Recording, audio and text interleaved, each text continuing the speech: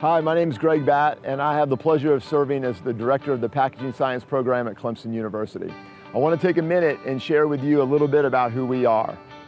We started as a degree program back in 1988, and we currently have a strong group of faculty with diverse backgrounds and some state-of-the-art lab facilities.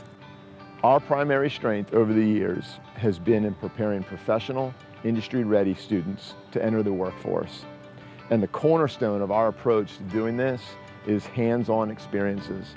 Whether it's a small group operating equipment in the lab or in a group or individual research projects, our students learn by doing. In addition, we offer a thesis-based master's degree and a PhD, giving students the opportunity to develop as researchers as they join us in advancing the science of packaging.